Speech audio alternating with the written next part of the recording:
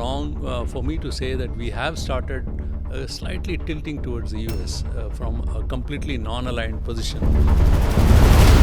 Trump is a different ballgame. You really don't know what he thinks and what he wants. If I want to ask you, whom do you think is a better choice for India? Is it going to be Donald Trump or is it going to be Kamala Harris? I don't think we really have any choice.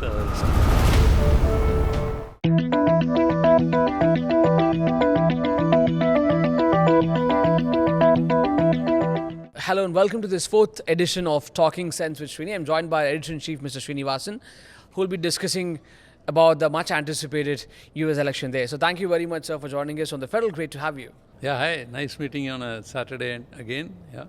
There's a lot of conversation that's going on around the US elections, right? And why do you think US election actually matter to an average Indian? Yeah, it does matter. Trump is likely to be very hawkish on immigration, and that's a big issue. There are two kinds of issues here. One is about legal immigrants living in the US and also illegal immigrants. So we'll come to that later. But another thing which will directly affect is a whole lot of students. According to 2023 data, nearly 1.5 lakh students, I think to be precise, 1,40,000 student visas were issued from India. And US is a favorite destination for Indians to have higher education. And that might affect, get affected very seriously. US has always been aspirational. People want to go there. People want to study, The American work. dream. Yeah, the American dream. And India is big on IT sector. A whole lot of IT professionals, their visas, those are important things. And there are cutting edge research which still happens, which happens in the US. We have to go, whether it's in various fields, whether it's physics, chemistry, pure sciences, biotechnology, or even artificial intelligence, the things which are all coming up. So it is important. A lot of startups in India are, having relationship with the US, and they draw inspiration from the US. So it's very important. And over the years, India and US relationship has improved. Actually, it won't be wrong for me to say that we have started slightly tilting towards the US from a completely non-aligned position. Very centrist, we have begun to move to that direction as well. So strategically, India is very important. India, with the US, its relationship very important, and equally for US, India is very important. So it's not the same India which used to be earlier. From both sides, the partnership is extremely important. So what happens in the US and what kind of position the new president is going to take, whether it is from a Republican Party or from a Democrat. Though there is a bipartisan consensus towards India, but still it's very important for Indians to know who's going to be the next US president. Again, a US president is not just important to India, whosoever comes, whether it is Kamala Harris or whether it is Trump. End of the day, it's the only superpower right now in the world. And whatever it does affect the whole world. So from various angles, from various points of view, US elections are important. So as you rightly point out, there's a bipartisan support in Washington, D.C. for stronger ties with India. But I'm sure there could be implications for the nature of relationship, right? Or depending on who gets to win. Yeah, exactly. So if you come to specific issues, tariff, that's one issue Trump is very particular upon. He is going to say that, look, I'm going to impose tariff left, right and center, because he is going to be very self-centered as far as trade policy is concerned. And India is a huge trade partner, and we import a lot of things. So it's very important for us that what kind of tariff regime he brings in. If you remember, he rejected the preferential treatment to India. It was during his regime that India was they stopped extending that. So there could be a lot of friction as far as trade is concerned between India and United States if Trump comes, because Trump in a way is also very unpredictable. If we look at his statement, India is a big abuser. Mm-hmm. He says as far as trade is Yeah. concerned. And the next line he says Modi is a great man. So you really don't know what he is thinking and how he is going to play that out. So that this is one issue. Trade is one big issue in which we don't know what things are going to happen. Like we had a rub-in with him over some of the iconic things which he wanted India to import, which is this Harley Davidson motorcycles, which he was Absolutely, very yeah, particular. So there are things like that which Trump will force on us, and he's very particular about trade. It's not just in the India; with the rest of the world also, entire Europe is scared what kind of thing he may take. China is very scared of what kind of stand he may take. He's telling Chinese that look, tariffs are going to be over 60%. He's telling Europeans 20% minimum. So he's just going left, right, and center, making these things on tariff because probably this will make more protectionist US, but certainly it will have an impact on India. That's one particular reason. But if on other issues, let's take, say, for instance, if Kamala Harris comes, what could be the friction point? Uh, the essential difference between the two is the Democrats know, at least the current leadership, they want more a multilateral arrangement, more multilateral cooperation. Trump is a different ball game. You really don't know what he thinks and what he wants. So multilaterally, further situation would improve. Even in the Biden regime, it has been more or less on an even keel. But if it comes particularly, say, human rights issue, say, for instance, let's take Kashmir. It's well known Kamala Harris a particular stand on those kind of issues. So therefore, if so far in this current regime, Biden regime has been actually quite silent about it. If that continues, there may not be any problem. But if she rakes it up, then obviously that could be a problem. If I want to ask you, like, whom do you think is a better choice for India? Is it going to be Donald Trump or is it going to be Kamala Harris? I don't think we really have any choice. So I think we'll have to make diplomatic, improve and build and work on diplomatic relation, whosoever comes there. So India doesn't have any choice in that sense. But who would be better? It's difficult to say because you have to look at from issue to issue. For instance, Republicans were the one who actually signed 123 agreement with India, which was very important. So again, before that, in Clinton administration, India had a difficulty on Pakistan. So these things keep changing from regime to regime. It also is very much on what is the relationship Indian bureaucracy, Indian leadership is able to build up with Americans.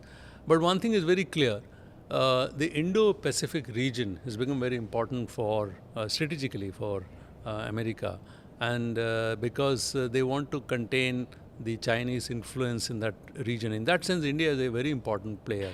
We need to remember India is also a member of Quad, which America is, it's basically, we have decided we'll exchange communication, defense and other things in this Maritime region. security. And other things. So these are kind of relationship which we have built in last few years. So these are all going forward. These are important issues. There are two significant conflicts that's going on in the world right now. One is the Israel-Palestine, the other one is Ukraine-Russia. Do you believe that this particular election can put an end to these wars? Because Trump says, look, I'm going to expand the Abraham Accords, and on the other side, Kamala Harris says, look, I'm going to support Ukraine efficiently there, and with all the might that I have. But she doesn't have, she might actually lose weight in the Senate. Yeah. So again, I think there is an important. There is a interesting podcast which our colleague Dakshinamurthy did, in which he actually elaborated some of these points. I think he's right in that sense that as far as Ukraine is concerned, she will back Ukraine and Kamala Harris. She's likely to back because she's backing the entire European bloc as Democrats are. Even Biden is. As far as Trump is concerned, he may not be. One really don't know how much interest he would show because he made a statement telling Zelensky that it's your fault because of which Russia has invaded. He can make all these kind of statements. So he may not have that much, interest in this Russia-Ukraine war. In that sense, if he shows less interest, advantageous to Putin then. Certainly the course of the war or the way the things are would change if there is a regime change in Washington. The second thing you asked about Israel. Certainly both the bigger issues, as far as broader issues are concerned, backing Israel, there is consensus in the US. Both regimes will back them. The Israelis will have they have their back which will be defended by US. So that's a given. But as far as some situations are concerned, for instance, Kamala Harris may force or may try to end the war as quickly as possible. She'll try to open up, formal negotiations or channels of communications to see that this war comes to an end quickly. Trump, again, as I'm saying, really don't know what he would say, but he again has been sympathetic to Israel. He allowed, in his regime only, Jerusalem got the status of capital. From Tel Aviv, and that's what he did, and he did manage it for them. And as far as Palestinians are concerned, he is hardly bothered. He is not going to, he may even stop aid to them. Whereas Kamala Harris regime, if it comes, they'll be more softer on that. They would allow at least aid to go through, and they will ensure that there is not the collateral damage has already happened. As there is some kind of a wind back on that. I mean, that's the kind of thing she would try. So that's essentially it will be more nuanced the way that these two approach. And also it depends on how Israelis will respond. Probably they are now waiting for the next government to come, which is only next week away. So the situation there would change accordingly. Because there's another important player, Iran. And since they have got involved in it, so America will play a more active role. I mean, during Trump administration, and the world had to witness a lot of supply chain bottlenecks because of the U.S.-China trade war. And how do you see the business with China evolve going forward? I mean, if you see a regime change, do you see that escalating further? They'll bash China. At least Trump will do it very openly. He's already said, I'm going to impose a huge tariff, 60%. So Chinese will be slightly worried if he actually comes. What kind of... But Kamala Harris remains hawkish too, isn't it? She too remains hawkish, but he says things much more in your face. He does those kind of things. So basically the relationship between US and China will be more, I think, the hawkish posture will continue, but it will be more if Trump comes. And you could see more statements emanating out of that. With the Washington Post and Los Angeles Times breaking the tradition of endorsing presidential candidate this year, I mean, it really gets us thinking about what the kind of role that media has to play in this election, right? I mean, what's your take on newspapers endorsing, politicians? Do you think it's a healthy practice for a thriving democracy? Do you believe that these actually have, the power to swing elections? Well, unlike India, where newspapers largely remain muted, and their editorials, they do take a stand, but nobody endorses an election. Nobody says, look, I'm with the Congress party, or I'm with the BJP, or I'm with some other third friend. Nobody says things like this. Indian newspapers and its editorial do take a stand this way or that way. That will be more issue-based or personality-based, but it never, reduced to extending support to a particular party. But this has been a tradition in the United States. Liberal papers like New York Times, Washington Post, others, even Economist, they write editorials very strongly, saying that, for instance, I read Economist. Editorially, they have taken a stand and say, though they support open trade, and they like some of the ideas of Trump, but in the overall scenario, they feel that he's not a good thing for the entire world. So they're opposing, and they are actually backing Kamala Harris. This trend was there earlier where New York Times and Washington Post too would back and come out with editorials. If you read New York Times, obviously they have taken a very liberal line. You could read most of the article taking a liberal line. But Washington Post, again, a very respected newspaper, this time by saying that we are not going to endorse, and this is followed by some other papers also, is not a very good sign. Because it certainly shows that somewhere, maybe now it's owned by a business man, they are worried about the consequences of what might happen post-election. I think you could read it the other way also, that they think that, look, if they don't say anything against Democrats, they're not going to do anything either way, even if they come back to power. So Kamala Harris, in that sense, may not be such a problem. But in case they make a thing endorsement in favor of Kamala Harris or against Trump, then he comes to power, then he may actually take some action against them. So I think it's a chilling effect. It's very unfortunate to see that some such big brands are also falling prey to the chilling effect. So as a journalist, that's what I feel. It's the world's oldest democracy, I mean, the world's richest country, and the country that screams diversity to the core has not elected a woman leader till now, right? I mean, but India has been able to do this decades back. And do you think, India has got a lot of merits to actually say, look, I'm more liberal than what you guys are? How do you see this? Oh, well, there are, exactly, it's not, you can't compare, it's not an apple to apple comparison. There are many things which are good about United States. The Magna Carta actually was born there, and US is the one which has spread democracy. But yeah, you're right in that sense that for women, even the suffrage, where both men and women can vote, the universal suffrage, that's a principle which we actually brought immediately after we got independence. So India, in that sense, has been dramatically quite ahead, and we have trying, at least there are verbal statements being made. At least in Panchayati election now, we have actually given more participation to women. And we had a prime minister, we had a president who are women, and we had presidents who are coming from minority community. We have Dalits as president. So that way we have embraced a lot of diversity.